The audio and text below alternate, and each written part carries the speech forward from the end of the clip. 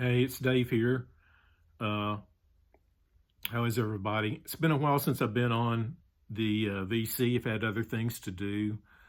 We had an ice storm that came through Texas, I guess, about 2 weeks ago, and kind of swept up through the Austin, San Antonio area, and it came on up this way where I live, and then split off and went up to Arkansas and over to the East Coast. So I had several trees that came down, lost power with my house for a while. So still kind of recovering from all the tree limbs and whatnot that fell, and had to get power line restored to my house, a lot of other things. But anyway, I thought I'd come on here and do a theme or a subject on 10 underrated albums from 10 popular musicians or 10 influential musicians. So 10 underrated albums from 10 different people.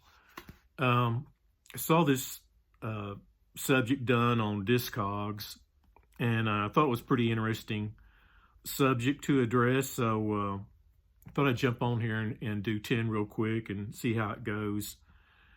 So anyway, first thing I picked out was the Eagles CD. It's a 2 CD set. I don't think this ever came out on an album. I could be wrong, but I kind of wanted it on CD anyway. Like I said, it's a 2 CD set, and it's their last album. Rather interesting album. Came in this facsimile of the, well, it didn't come out on vinyl, as far as I know. But yeah, really interesting album. Actually, I like the long run as well. I like this album in the long run actually better than Hotel California, which was a big seller for them. But I bought this in a thrift store, and I've seen it several times in thrift stores. So yeah, it has kind of a theme to it, like about the environment and that type thing. So you know, if you like the Eagles, then you'd probably like that album. This is Miles Davis in person at the Blackhawk, San Francisco. This is just volume 1, and I think it has come out in a 2-record set since, but I picked this up a long time ago, and I think this is just a quartet, although on the second part of the album, it may be bigger than a quartet, but it has Paul Chambers on it that plays bass. Wynton Kelly plays the piano, and some other people. But yeah, it's very close to his studio albums, right when he was kind of getting out of the bebop era. But it's got the song on it, I believe, called Walking on it. Let's see here. Yeah, Walkin, which he, I believe, made a song of that name too. This is on Columbia limited edition. So yeah, fairly interesting album by Miles Davis and band, if you happen to run across it somewhere, selling pretty cheap. J.J. Cale's Okie. J.J. Cale had a lot of good albums. He was a singer-songwriter out of Oklahoma, and you know, which is why I guess the title of the album is called Okie. But yeah, Eric Clapton has mentioned him many times as being one of his favorite musicians or guitarists, and Eric did that song called Cocaine, which he had done on one of his albums. He's had several good albums, most notably for his Natural, I believe it's his first album. And I can't remember the other one that was pretty famous, but there he is on the back. He's played on some interesting guitars, but yeah, well-written songs, just like his other albums. If you like something else by him, you'd probably like this one too. This is the band's Islands. Usually their first two or first three actually are the go-to albums for the band. But this one's real good too. I hadn't heard it in a while. I pulled it out not too long ago and listened to it. And yeah, it's still a really good effort by the band. So yeah, if you like the band, this is a good one. I actually like this one better than what's that called? Moondog Matinee or something like that. I believe it's the name of it. But Moondog, see if I can see it here.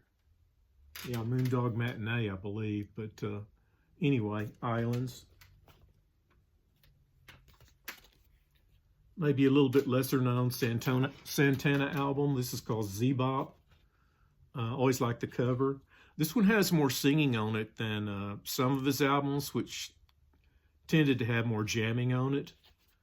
But yeah, it's an interesting album, and I think they may have overprinted this album. I don't know, but if you're into Santana, you know, it's a good one to get. It's, you know, still got him playing guitar on it, and, you know, there's some fiery songs and what have you.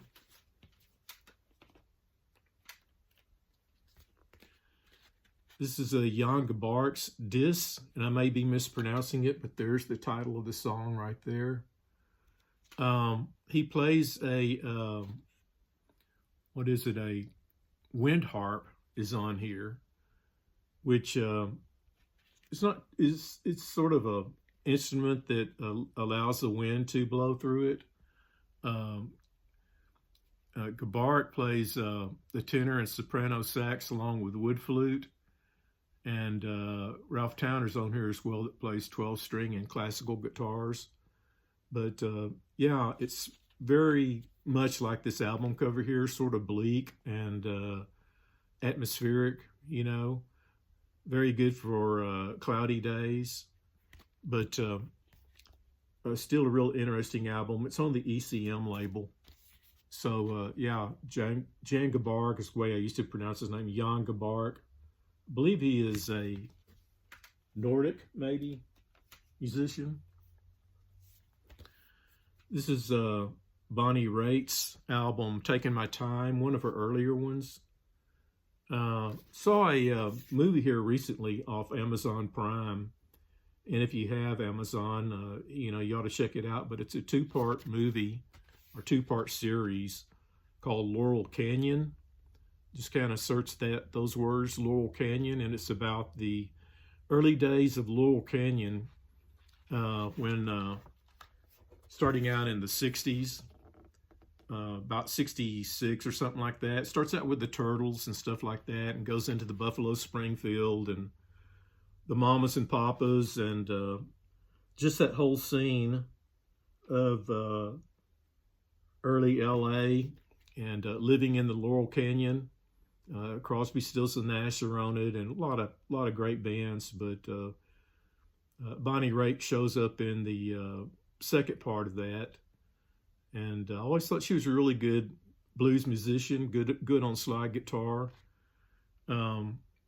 This is a couple of songs I think that are by. There's one on here by Jackson Browne and one by Randy Newman called Guilty. But yeah. Really good album by her.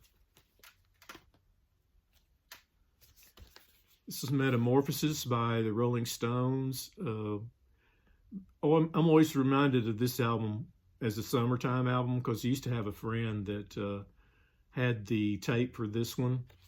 And he had a little yellow Volkswagen Bug that we'd go riding around in. He would play this full blast, but he's since died of cancer. But I'm always reminded of Larry whenever I hear this thing and the hometown that I grew up in. But yeah, maybe not the first album that you'd think of by the Rolling Stones, but still a pretty good album if you can find it. Yeah, I'll let it go with that. Leon Russell, Will-O-the-Wisp on Shelter Records, I would assume, yeah. which was, I believe, Leon Russell's on label.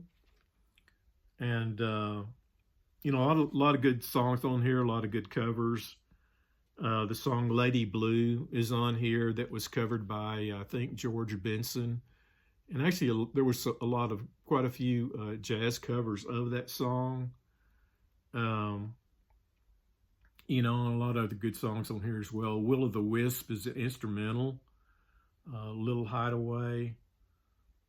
Golly, just overall good, a good album. Another good album by Leon Russell. Sort of overlooked, like I said. And lastly, we have Captain Beefheart's and his Magic Band. This is Clear Spot. Yeah, not maybe one of the ones that maybe people would think of. The reason I like this one, it was the first Beefheart album I picked up when I was living in Austin, and it's more accessible than, say, most of his other albums, actually, except for maybe his first album. But it has a song on it, "My Head Is My Only House Unless It Rains," which is a really great song, and was redone by the Tubes. Just, yeah, overall, really fun album by Beefhearts, and it's not so far out there that I think most people could enjoy it. Probably the first album, you know, I'd recommend picking this up if you were interested in Beefhearts. It's, you know, one of his easier ones to get into. So there you have it. There are 10 musicians, 10 underrated albums from 10 influential musicians or well-known musicians. And I think I'm going to stop it there. I hope everybody's doing well with the new year. We'll talk to y'all later. Bye.